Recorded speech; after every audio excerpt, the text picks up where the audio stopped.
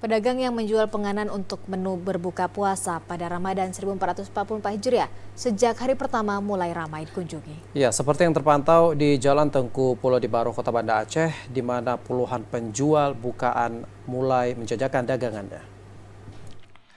Para pedagang musiman tersebut tak hanya buka lapak di sisi kiri saja, tapi juga banyak di sisi kanan bahu jalan.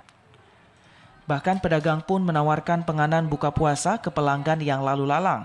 Tampak warga sekitar mulai dari orang tua hingga anak-anak berbelanja menu buka puasa hari pertama bulan Ramadan. Ani dan Eliza, pedagang di Jalan Tengku Pulau di Baro, mengatakan mulai berjualan ba'da sholat asar sampai berbuka puasa tiba. Mereka berdua sama-sama menjual aneka gorengan dan kue basah dengan harga Rp1.000 per potongnya. Kue apa aja ada? Ada risol, ada tahu isi, terus? Ada tipa balon, ada piscok, Pak. Ini punya sendiri apa punya orang kita jual? Punya sendiri minatnya. Peminat. Risol, goreng-gorengan. Iya. Berapa dijual satu? Oh, murah ya. Kalau bahan naik, tak murah. Selain kue basah dan gorengan, menu berbuka puasa lainnya juga dijual di sini, seperti pecel, mie, rujak Aceh, bubur kanji, lemang, dan berbagai makanan minuman khas Ramadan.